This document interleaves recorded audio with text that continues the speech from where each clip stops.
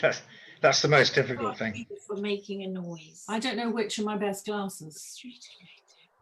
Below. Julian is muted. Julian, yeah. Julian is muted for some reason. Reading glasses. Let me up. Oh, That should be all right. Oh, there's difference with the colour. So you will just be playing the video of us. I don't have to play my violin. That's right, yeah. So hopefully the sound should be kind of a little clearer as well that way. Yeah. Okay. Lovely. It's not just, she's got a special background. Magical, isn't it? Who's that in an embrace? Member of the audience. We've got to be on our best behaviour now. we already are. Act normally. I know it's difficult. Act normally. For some of us. Oh, you can see the names of the guests as they come in. Yeah. Wonderful. Yo, man. I can't. All my fans. I know, but like, Oh, you're fat. Thank you. Yeah. Oh.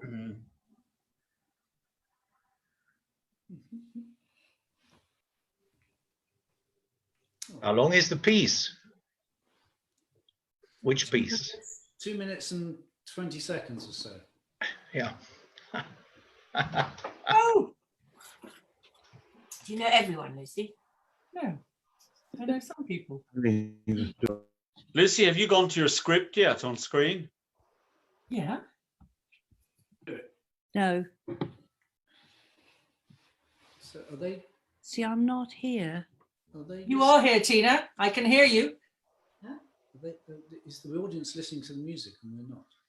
Not yet. Okay. Is the music being played, or will we see the music? Yeah, we'll all hear the music and see. Okay. Ding it. I'm going to wave anyway. I don't know anyone. I'm going to wave. I think it's funny. It's wonderful. I can't believe it. We've still got a few people left to join, so we may give it another couple of minutes. But then Anthony, I'll give you a shout and we can start. Make a clear sign when it's time. Sure. Put their cameras on. The light is showing. Can we all be heard? Are we at the right volume? No? Could be a little bit louder.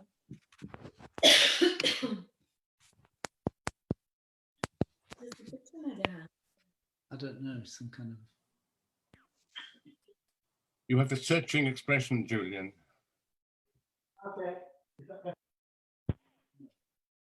It's okay. Because I was changing the. Say again. That's all right. That's fine. Right. Good. Quite a nice evening. Right here.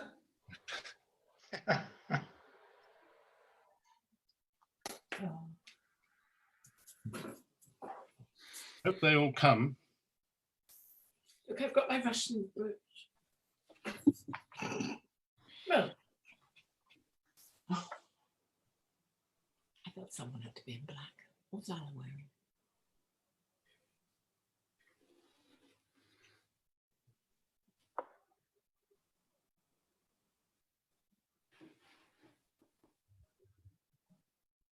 Well, Anthony, I guess we're pretty much ready to start, I think. I hope everybody can hear me all right.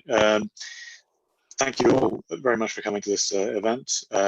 It's been one of our more kind of ambitious ones, technically. So if there are any sort of slip-ups, we'll try and correct them as quickly as possible. But for now, can we ask everybody who's not performing to keep their mics muted? Just in case. So that'll hopefully reduce the risk of there being kind of background noise and any kind of difficulty in understanding. So without any further ado, I'll hand you over to our translator and host, Anthony Wood. Anthony. I'm your second host. This evening, members of the Pushkin Club are very pleased to be reading you Pushkin's miniature verse play, A Feast During the Plague. It would normally have taken place at Pushkin House, but we now, all of us, lead Zoomed lives. We hope that what you hear will stay in your memory. Before we begin to read the play, I'll give you some background. After that, I'll introduce the cast for the reading, and then Julian Malone and Nadia Giliova will play a short curtain up by Shostakovich in Julian's arrangement for violin and piano. This was written as a brief orchestral piece, and in it, Shostakovich quotes a little song which happened to coincide with the early absurdist movement at the beginning of this century.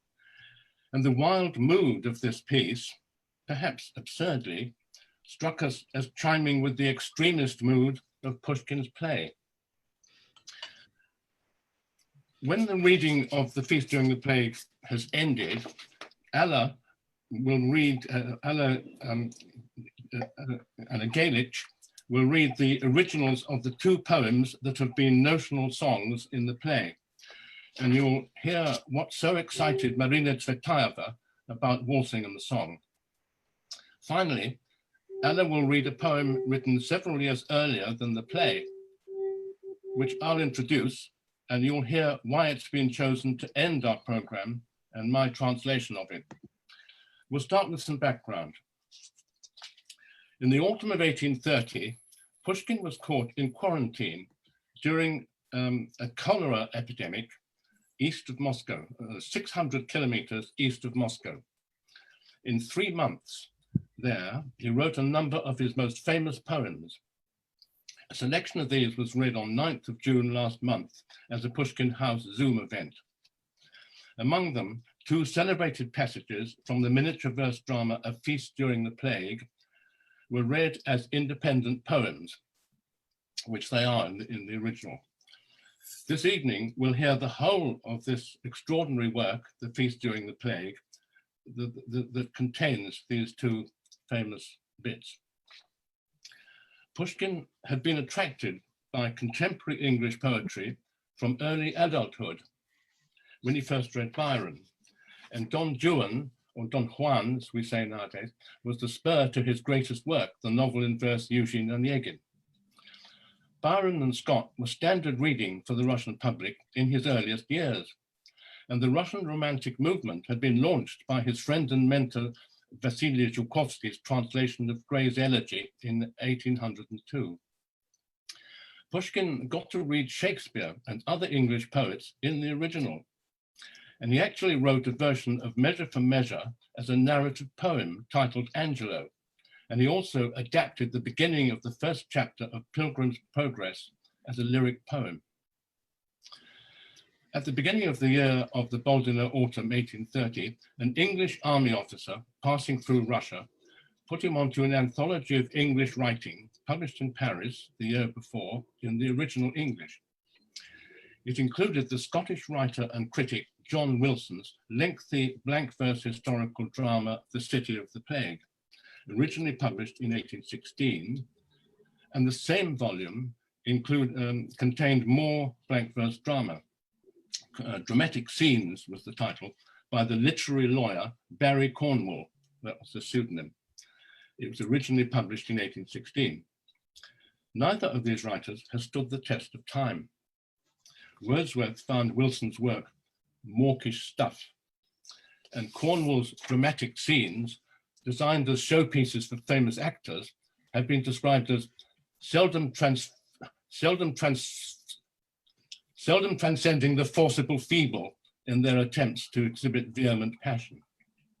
In one of them, a conversation piece titled Michelangelo, Raphael, with his gentle sensibility, asks the painter of antediluvian Adam what he most loves. Michelangelo replies resoundingly, "Mine art." However, Pushkin admired Cornwall's dramatic scenes. It was the idea of the dramatic scene that attracted him rather than niceties of English style and tone, and he developed the form in a way of his own to write his 4 little tragedies. They seem to have been conceived for reading rather than stage performance. So this rehearsed reading is in Pushkinian spirit. These pieces are written in Pushkin's most mature blank verse, more fluent and adventurous than the earlier, more formal blank verse of Boris Godunov. The poetry is made out of humble, everyday language, and at the same time can rise to Shakespearean heights. Pushkin had a great faculty for conjuring up the spirit of foreign places and cultures in the briefest of words. The little tragedies are a showpiece of his internationalism. Their 4 locales are medieval France, 18th century Vienna, 17th century Madrid, and 17th century London. Each of the protagonists is in the grip of virtually pathological excitement, and each piece has a strong dominant theme: greed, envy, love, death. Each piece carries through a psychologically charged moment to its end result. Mozart and Salieri shows us envy at work, as Salieri rationalizes the poisoning of Mozart. In A Feast During the Plague, the master of revels, called Walsingham, finds in death his idea of life. A Feast During the Plague is Pushkin's free translation and adaptation of part of a single scene from Wilson's rambling melodrama set in London at the height of the Great Plague in the year 1665. Wilson's characters are kept as types and also their names. They are young officers of the English fleet, home from the Dutch wars. The company reveling at a table in the open street includes 2 ladies of the town and is joined by a priest who tries to break things up and persuade everyone to go home, which no one does. Pushkin not only cuts material and prunes superfluous words, but entirely replaces 2 of Wilson's lyric poems, notionally to be sung, with his own compositions. The result is a brief scene, complete in itself, the last of the little tragedies. Pushkin chose and shaped his material during a pandemic of Asiatic cholera, which raged from India to Europe and then America, and lasted for 11 years, 1826 to 1837. It killed 100,000 people in Russia, 7,000 of them in Petersburg, slightly more than in London. For St. Petersburg, the death toll was many times higher than that from the Great Flood of only several years previously. And that is the literal subject of Pushkin's great narrative poem, The Bronze Horseman. Now, here we'll have a little slideshow of illustrations of Russian editions of A Feast During the Plague to set the scene. Most of them are monochrome woodcuts by leading 20th century artists. So we'll have the first one. This is a general scene of the setting of Pushkin's play. As you see, London buildings in the background, all taken from the English original of 1665, the depiction. And the next one, that's Mary, one of the ladies of the town, singing her song. One of the 2 numbers that have hit the charts over the years about this play. I mean, not the song, but the poem, of course, in the play.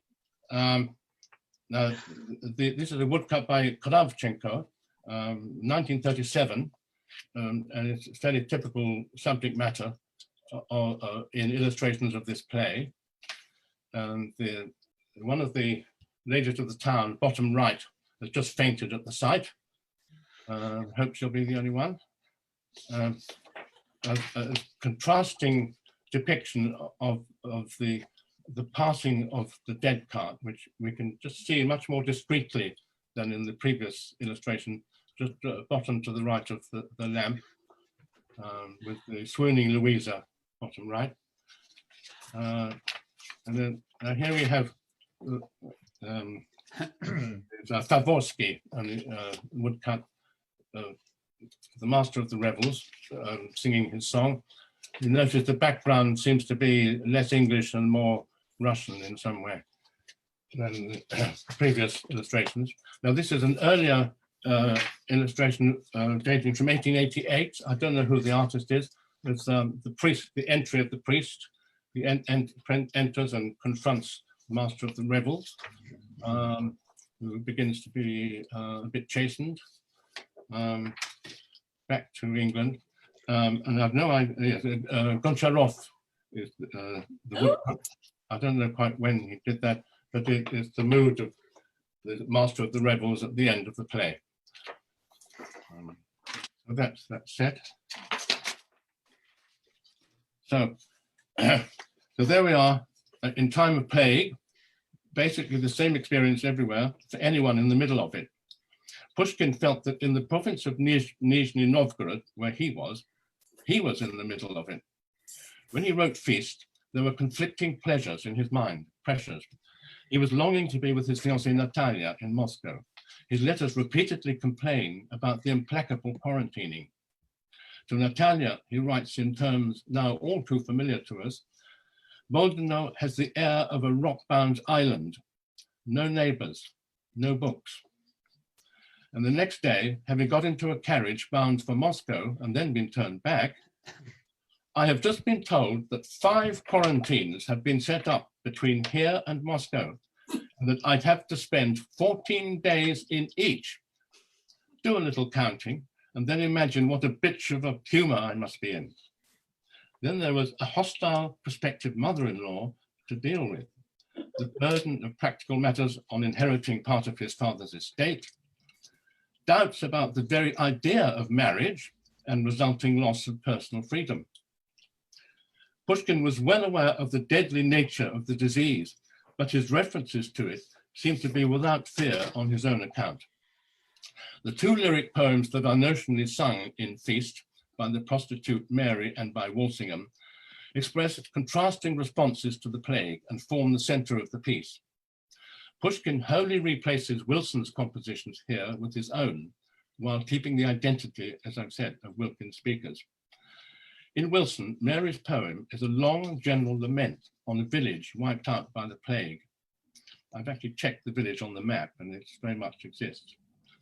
Pushkin's creation is addressed by a fictional girl to a fictional lover in Mary's song. Pushkin has invented the 2 names that appear in Mary's song, Edmund and Jenny, and this faithful pair set off Walsingham's memory of his own faithlessness to his dead wife, which he gives us after he has sung his song. Pushkin, in other words, makes Mary sing what sounds like a traditional ballad, but with which she identifies. Pushkin's song for Walsingham is an even more original conception. Wilson's song piles up the dead, first in the context of a sea battle and then a land battle. With so many dead, he lightly throws out, what although the plague destroy seaman and landman, woman, boy? Without actually saying why, he goes on to hymn the plague, ending with some very nasty sounding ageism. Younger survivors step into the shoes of their dead predecessors whom they joyfully forget. The husband, now no longer tied, may wed a new and blushing bride, and many a widow slyly weeps o'er the grave where her old dotard sleeps, while love shines through her moistened eye on yon tall stripling gliding by. Pushkin's creation of Walsingham's hymn produces a completely new aesthetic, a celebration of the ecstasy of living dangerously. Or the song might be taken as an exhortation to treat the plague as an opportunity to test and measure personal courage and endurance. Marina Tsvetaeva was fascinated by this poem. She wrote of it as expressing bliss with no equal in all the world's poetry, bliss of complete surrender to the elemental, be it love or plague or whatever else we may call it. Finally, just to say that in, as it were, back translating Pushkin's work into English, I've used some of Wilson's words and phrases where I found them natural and fitting. For most of the open two lines, you'll hear, for example, some English critics have dismissed the blank verse in this work as a makeshift dialogue sequence serving merely to link two superlative lyrics. I disagree. In Walsingham's speeches, responding to Mary's song, I find a sympathetic, aesthetic sensibility, and in his replies under pressure from the priest's emotional blandishments, I find a solid human honesty. And the other characters speak naturally in their own personae. The extraordinary thing is, in conclusion, that from such uncouth material, Pushkin has put together such a dynamic, dramatic piece. Now, the cast of the reading, it was in the Pushkin House Post, which you may not remember, but I'll take you through the cast of 5 speakers in order of appearance. Young man, David Brumell. The Master of Revels, Adrian Keeley. Mary, Lucy Daniels. Louisa, Penelope Diamond. Now, the priest was going to be Cedric Pulford, but he's pulled out because his computer is indisposed. So I'm having to read the priest. Okay.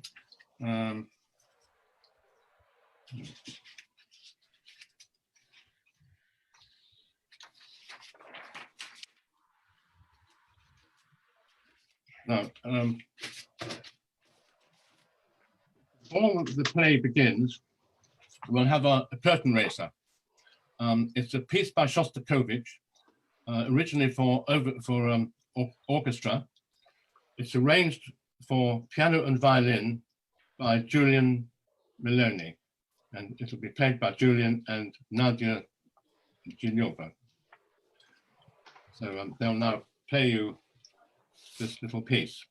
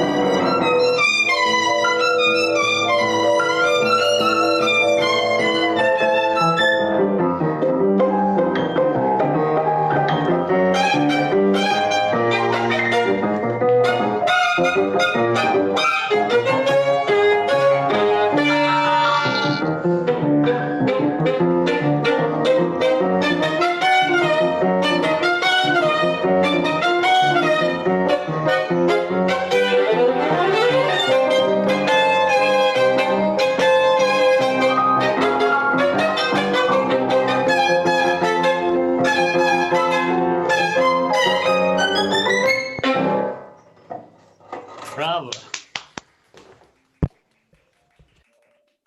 Now, a feast during the plague.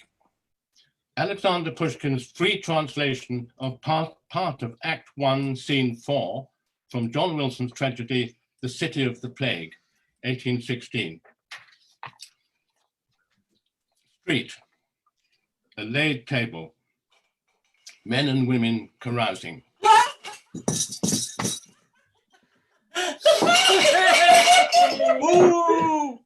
I rise to give, most honourable master, the memory of a man well known to all, a man whose jest and merry anecdote, sharp repartee and witty epigram, those barbs of captivating gravity, livened our table, drove away the darkness our present visitor, the plague, inflicts among the brightest intellects among us. Just 2 days past, our jovial, Our laughter. just 2 days past, our laughter crowned his stories. It cannot be in all our merriment that Jackson is forgotten. Here his chair waits, as if it were expecting back our jovial wassail. But now he keeps a cold and subterranean abode. Although that tongue of highest eloquence regales the dust of graves, still many of us remain among the living. We've no cause for sorrowing. I give you then his memory, with ringing goblets and with acclamation, as if he lived. He was the first to leave our circle. Let us drink to him in silence. In silence. All drink in silence. Your voice, dear Mary, gives us the wild perfection of your native airs. Sing us a song, come, sad and slow, and then to merriment more madly than before, as to the waking world from some dark dream. Once in this our country, peace and plenty ruled. Once upon a Sunday, Holy Church was filled. From the crowded schoolhouse, children's voices pealed. Busy scythe and sickle sparkled in the field. Church is now forsaken. Schoolhouse all forlorn. Darkling groves are empty. Wasted is the corn. Like a burnt out building stands each street of doom. All is still and silent, save the swelling tomb. Always dead are carried, groans of those that live, peace to the departed, call on God to give. Always room is needed. Graves of fresh interred draw their ranks together like some frightened herd. Should my spring be destined early for the grave, you whom I have loved so, all the joy life gave, pray shun Jenny's body. Do not come too near those dead lips, but follow from afar the bier. Go then from this village, find some resting place where your soul's affliction may be granted grace. And when the plague is over, visit my poor dust. Edmund, know in heaven, Jenny will keep trust. We thank you, Mary, for this plaintive song. The plague, it seems, came to your hills and valleys of old, and all along the banks of streams that gambol now through that wild paradise, the sound of pitiful lament was heard. The year that claimed the beautiful and brave has left us lingering memories of itself in simple, sad, sweet, pastoral song. This music that echoes in the heart, nothing I know can bring such poignancy to merriment. Would I had never sung to any ears but mothers and fathers in our humble home. They loved to have their Mary sing to them. I hear myself from those days in our cottage. That maiden's voice was sweeter far, the voice of innocence. This cant is out of fashion. Those simple souls there are still, quick to melt at women's tears and blindly credit them. She really seems to think her tear-filled eyes quite irresistible. But if just now she'd thought of laughter, she'd as soon have smiled. Walsingham praises wailing northern beauties, so up she starts her moaning. How I hate her flaxen Scottish hair! Hush now, listen, I hear the sound of wheels.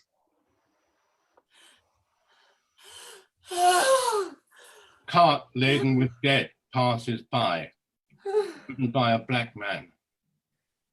Louisa fainted, and by her tongue I thought her soul a man's.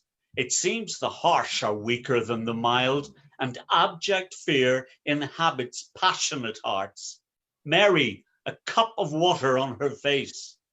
Ah, come, sister of my sorrow and my shame, lean on my breast. A black-faced, white-eyed demon beckoned me to his cart, piled high with corpses that babbled some dread tongue. Was it a dream, or did the dead cart pass? Courage, Louisa. Although this street belongs to us alone, our haven from the ravages of death, where we may feast in peace, that cart will drive wherever it will, and we must let it pass. Come, Walsingham, to put an end to quarrels and female fainting fits. Give us a song, a free and lively song we ask of you. None of that tedious Scottish melancholy.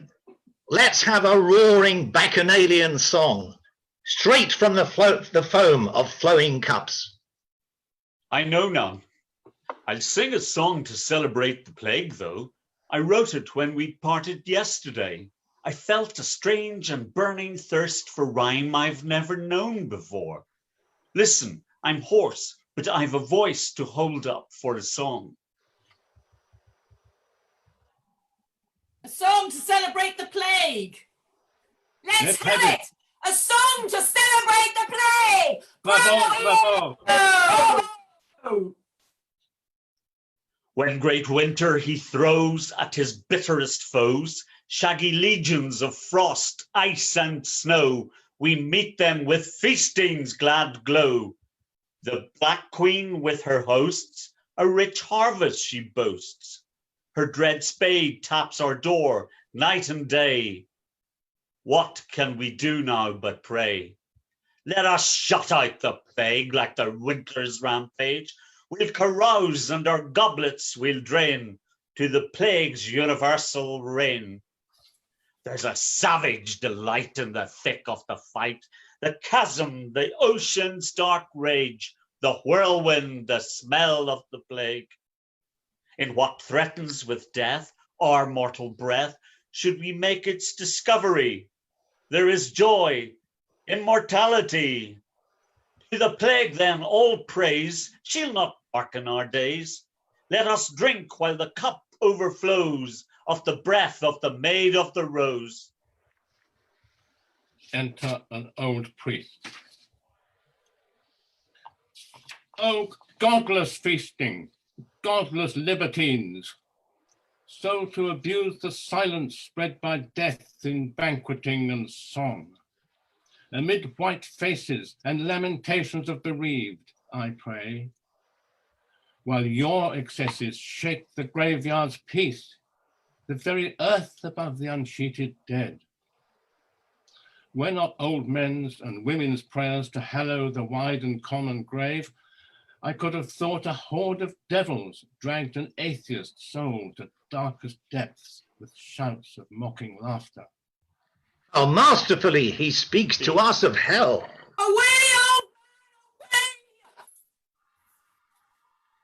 Cease, I conjure you, upon the blood of him who died for us.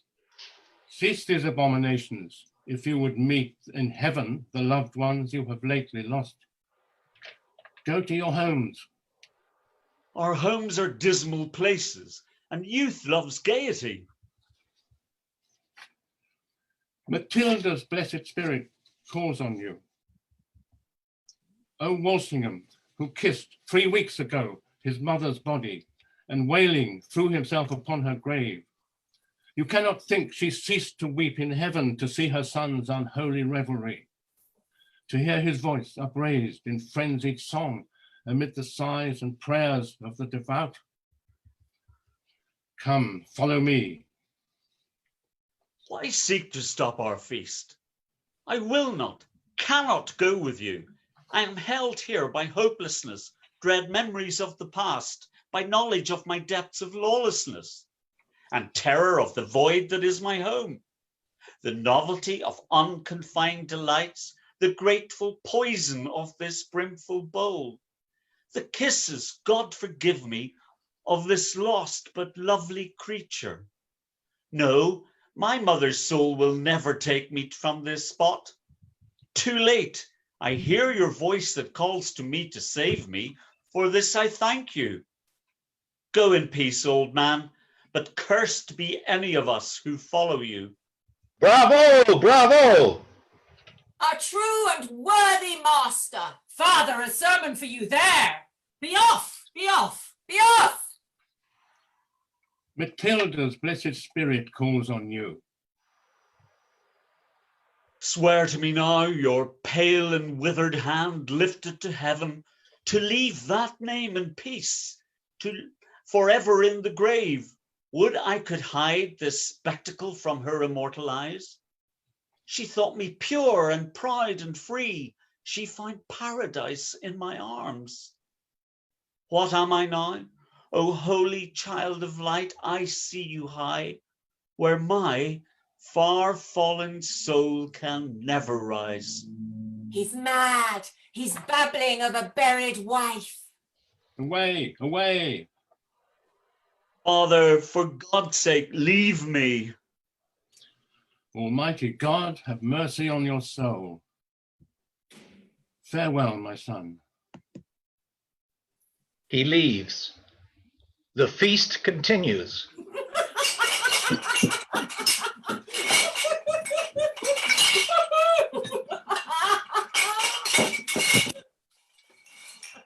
The master of revels remains deeply sunk in thought.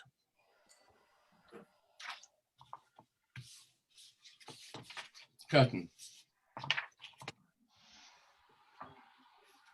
Now, as the next item in our program, Anna Gaelic will read the 2 songs from A Feast During the Plague in the original. You may detect that the translation of Mary's song that you've heard is much closer to the form of the original that you'll now hear than is the case with Walsingham's. The latter has not been something done on a whim, but it's the only way this translator could think of to try to keep anywhere near the breathless momentum of Pushkin's original.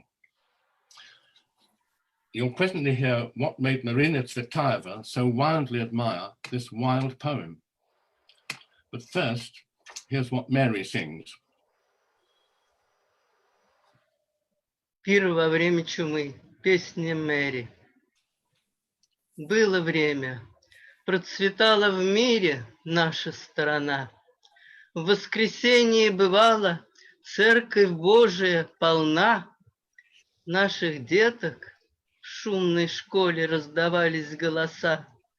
И сверкали в светлом поле серп и быстрая коса. Ныне церковь опустела, школа глухо заперта, нива праздно перезрела, роща темная пуста, и селенье, как жилище погорелое, стоит. Тихо все. Одно кладбище не пустеет, не молчит, поминутно мертвых носят, и стенания живых боязливо Бога просят упокоить души их. Поминутно место надо, и могилы меж собой, как испуганная стада жмутся тесной чередой. Если мила суждена моей весне, ты, кого я так любила, чья любовь отрада мне, я молю, не приближайся к телу Дженни ты своей. Уст умерших не касайся, следуй издали за ней. И потом оставь селенье, уходи куда-нибудь, где б ты мог души мученье усладить и отдохнуть.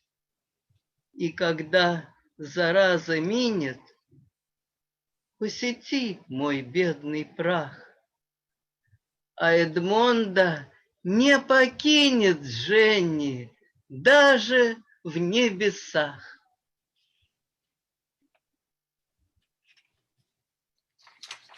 Now, Walsingham, the master of revels, sings his song.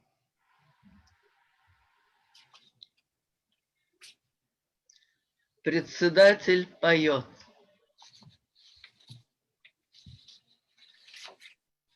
Когда могущая зима, как бодрый вождь ведет сама на нас косматые дружины своих морозов и снегов, навстречу ей трещат камины и весел зимний жар перов. Царица грозная чума теперь идет на нас сама, и льстится жатвою богатой, и к нам в окошко день и ночь стучит могильною лопатой. Что делать нам и чем помочь? Как от проказницы зимы запремся также от чумы. Зажжем огни, нальем бокалы, утопим весело умы и, заварив пиры да балы, восславим царствие чумы.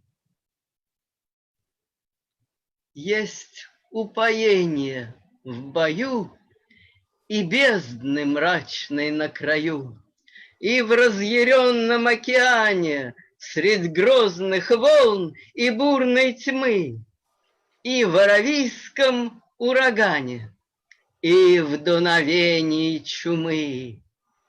Все, что гибелью грозит, для сердца смертного таит неизъяснимые наслаждения. Бессмертия может быть залог, и счастлив, кто среди волнения их обретать и ведать мог. Итак, хвала тебе, чума, нам не страшна могилы тьма, нас не смутит твое призвание. Бокалы пеним дружно мы, и девы розы пьем дыхание, быть может, полное чумы.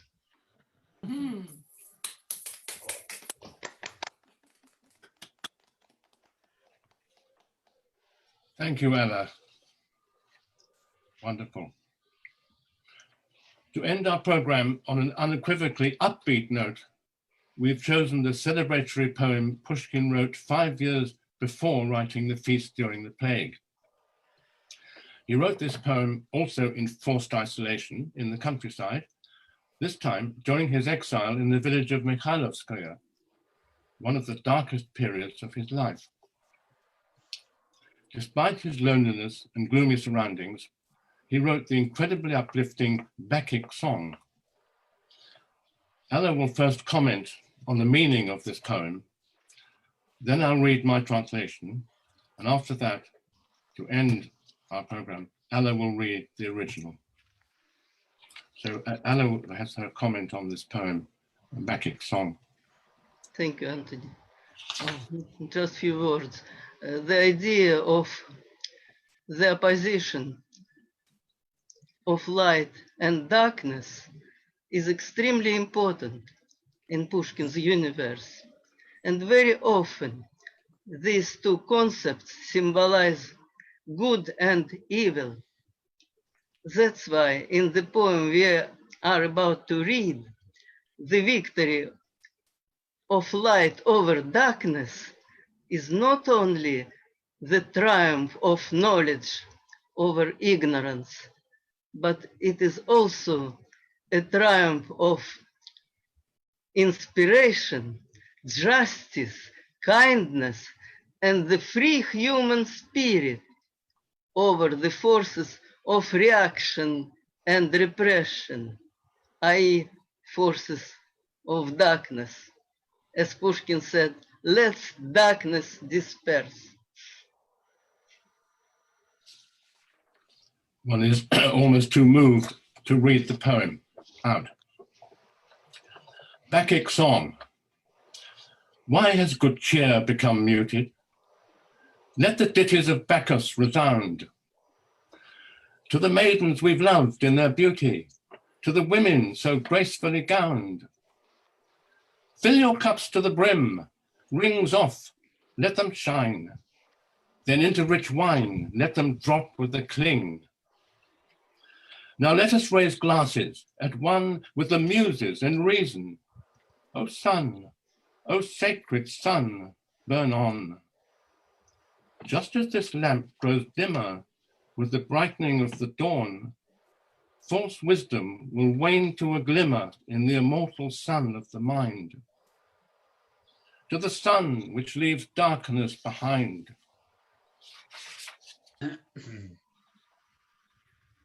Бакхическая песня.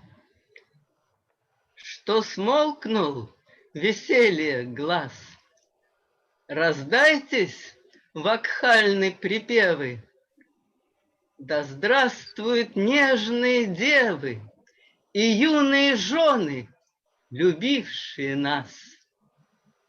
Полнее стакан наливайте, на звонкое дно, в густое вино, заветные кольца бросайте. Подымем стаканы, содвинем их разом.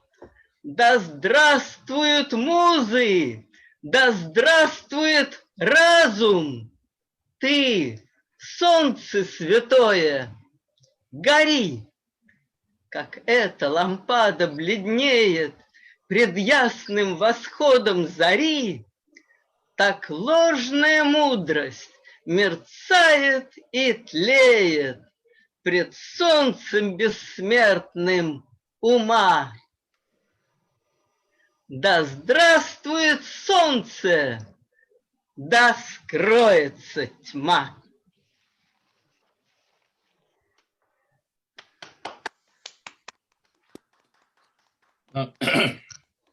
Thank you for being with us, all of you, wherever you are. If anyone wants to say anything about what they've heard, we'll now have a Q&A chaired by Rafi at Pushkin House. Yes, so if it's easier for everybody to type into the chat, we can do it that way.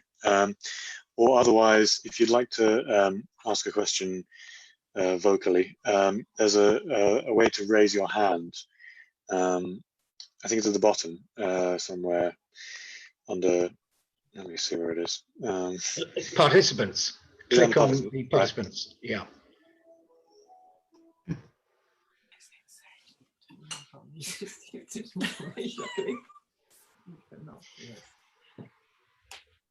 Thank you, Sarah. We've got a question from Jess. Hello. Hi. Carmen, have you got a question? Yeah. This is Anthony's granddaughter. Oh. Hello, Carmen. Lovely to see you. What's your question, babykins? What is the poem called that you just read? It's called Bacchic Song. Bacchus is a Roman god of wine and getting drunk. And so this is a song about celebration with drink to help. But it's about happiness mostly, what you drink to. Drink to happiness, joy.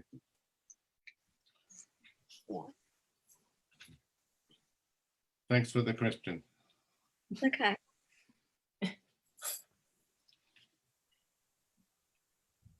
And Judith also has a question. Let's hear from her. I just wanted to say thank you. I'm watching, I live in New York, and I'm watching from the New Jersey shore in the US. And I don't know, this was, I seem to be in the middle of a lot of plague literature and at the moment. Really want to thank you for both the reading, the Allah's reading of the poems were just beautiful. And I appreciate it very much. Thank you. Thank you.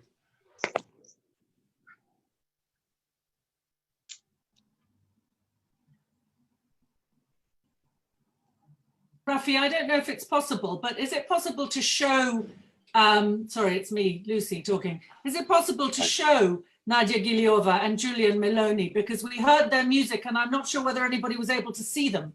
Yeah, let's. They were fabulous. Let's bring them in. They were brilliant. Yeah, fabulous and brilliant. And there I can see Julian wiggling his guitar, his violin. There he is. And I can see Nadia waving in front of a wonderful background. Yes.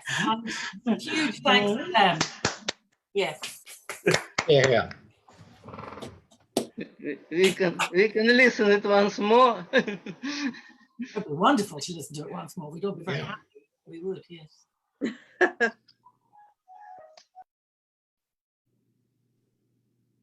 I can see there's a question from Tony. Let's see if we can unmute him. Am I audible? Yes. Hi. Two questions, if I may. First, I'd like to know precisely what the piece of music was. And secondly, for the people who perform, I should say thank you very much. It's been very moving and interesting. Secondly, for the people who've performed it and put it together, obviously this is very relevant to the situation we're all living through. How did they feel about that relationship? Well, if I can answer about the music, it's Julian here. It's originally was a galop from Shostakovich's opera called Cheremushki, which is in fact a suburb of Moscow, as you might know, and it's a sort of comedy of manners. It's like an operetta, really. And it was an orchestral, as Anthony said, it was an orchestral interlude, a galop, and he used that famous song in the middle. So that's basically where it comes from. Thank you. Yeah, on your second question, Tony, obviously the current pandemic got us thinking about what might be appropriate to do, and the Bold Inner Autumn occurred to us. And I don't think we've been particularly conscious of the plague or the obvious analogies. I think it's the fact that during a difficult time, a difficult period in Pushkin's life, and when he was exiled, as you know, it was the most fantastic period of creativity for him. And I think the work, these little tragedies are not very well known, and the beauty of the work and the poem we finished on, I mean, arguably the plague is a gloomy theme, but finishing on a high note, for us, it really was an opportunity to celebrate the genius of Pushkin, and we are the Pushkin Club, and we don't always read Pushkin's verse, and it seemed a fantastic opportunity to do that. That's my own take on it, anyway. Rafi and Anthony, there was a question appeared from Laura Brown about the choice of translation, 19th century. Yes, Anthony. I don't know if Anthony, if you can read this, but I'll read it out and you can answer. I think you're probably the one to answer this. The translation is reminiscent of 19th century English, and was this deliberate or was following Pushkin's form? Was that the result of following Pushkin's form? And I'm not quite clear. Was the question that the translation sounded like 19th century English, or was that the question? That's the premise. That's the premise, and And yeah, why basically? Was it aimed for, or was it if you followed Pushkin's sort of meter and rhyme, is that what came out? Yeah, Pushkin's meter and line, the pentameter, 5-stress line, which makes which blank verse consists of. Pushkin did that. My translation did that. The English original that Pushkin freely translated did that. They're all doing 5-stress lines. What Pushkin's original model was, it was, one critic said it was, the original was purely 19th century, and it exemplified the note of the forcible feeble. It didn't really have content. It was empty, and it didn't last. Pushkin's did last because he was a great poet. Pushkin combines formal verse with everyday style and language, simple words, not loaded, romantic, heavy words. Pushkin hated being thought to be a romantic. People tried to get him to admit he was romantic, but he shied away from the whole idea of romanticism. He was much more himself, much more direct, much more down to earth. So the thing should not sound 19th century in English, and it's a pity if it did. But the idiom is 19th century. The pentameter, the regular pentameter, quite regular, but it should sound like between the 19th century and 2020. So it shouldn't sound the latest style of colloquial speech in English. It should sound a little bit remote from that, but not so remote that it sounds old-fashioned.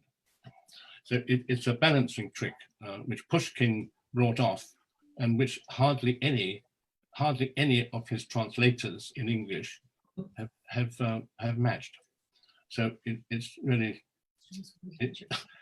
I suppose it's an impossible task to be exactly as light-footed and solid at the same time as Pushkin was.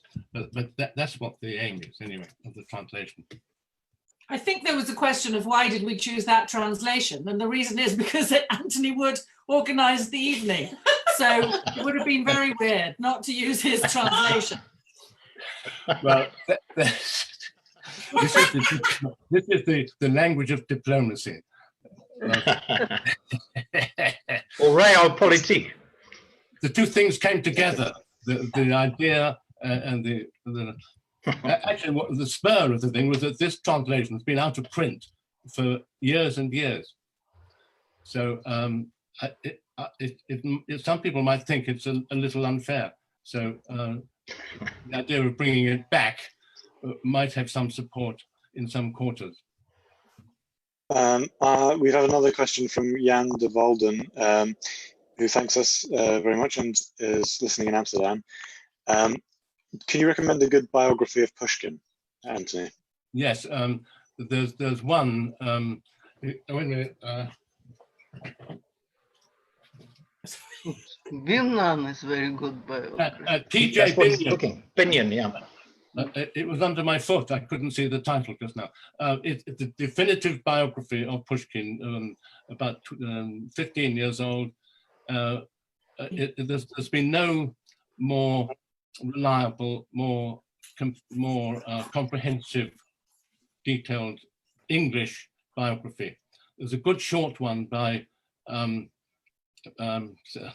can't remember her name, Elaine Feinstein, which is much simpler, but some things she doesn't have time to address. And almost no English biographer has addressed important things like why Pushkin,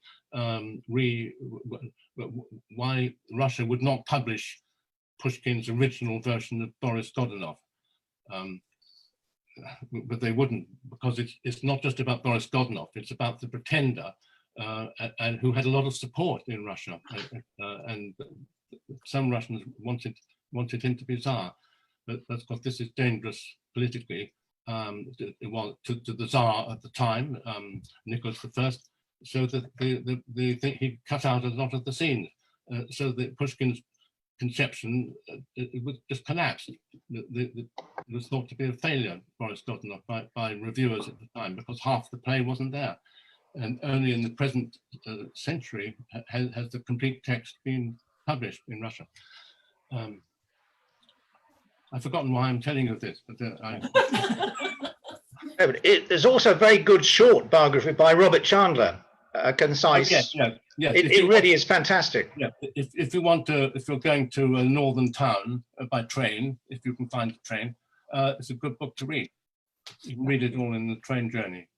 And the essential facts of a short biography. Essential.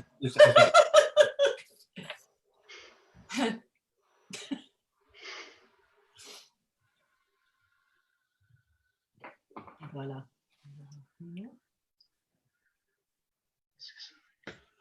Sorry, couldn't unmute myself there, but Lucy Sally also thanks everyone. Yeah, and, The iPhone is Lucy Sally. Good. What? And speaking of heading to a northern town by train, actually, I have a slightly small announcement, which is that in a couple of weeks, I'm going to be doing a sponsored walk up to the Yorkshire Dales for Pushkin House. So there'll be a bit more information about that coming, but it's a 300-mile walk, which I've never done before. Never walked further than about 20 miles in a day. So we'll keep you posted on that, but there should be some kind of announcement out about that soon. But you guys are the first to know. Thank you. Well, we'll support you. We'd be keen to support you, yeah. If you complete it. Exactly, if. Yeah, I mean, yes. I have been quite kind of exhausted recently, but hopefully I'll train up on the way. I can see a question from Emma. Will we have any more Zoom theatre performances? I hope so. We are sort of currently trying to figure out exactly what we're going to be doing in autumn in terms of the balance between live and Zoom events. I think we're probably going to have almost all of our events done by Zoom for the time being. So if we can have any more theatre, we'd be very happy to host it. I think it's this is kind of oddly quite a very apt medium for it, because you get a much more intimate view of the actors' faces and their sort of expressions and readings. So I'm absolutely not against doing it again. We have one more question about future Zoom theatre performances. Yeah. Yes, Rafi's just answered that. Okay. Yeah. But I mean, we'll be having hopefully future poetry recitals, even if not theatre performances. And I mentioned, Rafi, the idea that Alla has come up with. We've all heard about the current controversy over statues and pulling down statues. And the suggestion is we have as the motif, this is maybe not the title, but the theme would be fighting statues in Pushkin's work. And we'd illustrate it with reference to some of the great works by Pushkin, starting with The Stone Guest, which he wrote during the Boldina Autumn in 1830. And then obviously The Bronze Horseman, where the statue again comes to life. He wrote that in Boldina in 1833.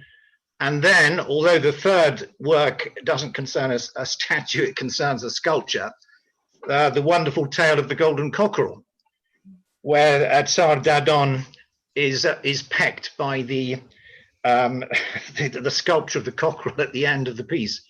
Now, the great advantage of doing those works is that I believe, Anthony, you have translated all those works. So we would again plan to do that in both English and Russian, with a short introduction and a few illustrations. So it seemed to me quite a topical theme, but also very interesting.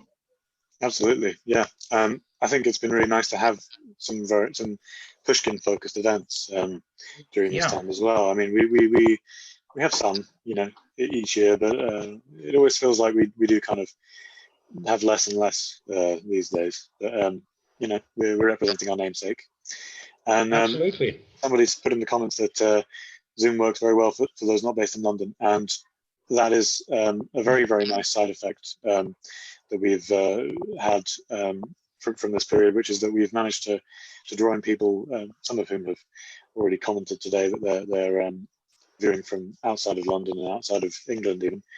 And I can say that even when we do go back at some point to in-person events, we'll be trying to New York City even. New York. Even. Yeah, brilliant. I mean, but we will definitely be live streaming all of our events in the future once we're back in the house. So no, don't fear about losing our cultural programming even when we're back. No, I agree. It's one of the great benefits of the present period.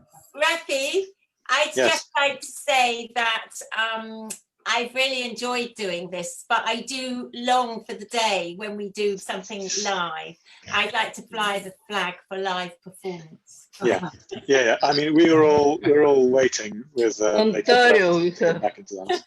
So obviously, the live streaming thing is really, really good, and you can have relatively few people in Pushkin House in the room if we have to. We've got guidelines to go by, but I think if the performers are all in the same room with as well, I think that really makes a difference. But I think people from far and wide, from Amsterdam, from New York, it's just wonderful. Yes.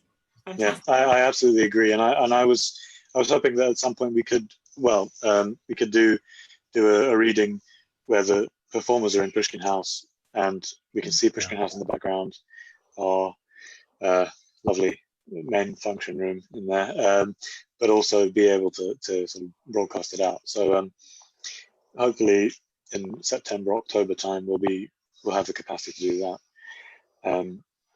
And if I can't see any more questions now, so it may be that it's a good time to sort of wrap up. The last one was from Ontario. Yeah, I'd quite like to know. I know that we've had somebody from Thailand in one of our events. I don't know who the furthest person is that we've had on our call yet, but probably Thailand is up there on that league table. But yeah, the more the merrier from across the world. It's really great to see. Probably well, Thailand, having breakfast in Thailand at the time of yeah, exactly. So, well, thanks all very much for watching and for participating in the chat. And thank you so much to all of our performers and Anthony, our organizer and translator. It's been a really brilliant event. Actually, I'm really pleased with how it's turned out, and I'm looking forward to the next one. Rafi, thank you very much. Thank you. Cheers. Thank you, Rafi. Yeah. No worries. I mean, it was very easy. Bye all. The technical support was superb. Michael, we're going to go and carouse. Sounds good. Stay safe. Thanks, Rafi. Bye. Very good seeing you all, and see you all next time. Bye, everybody. See Bye. you soon. Bye. See you soon. All the best. Bye.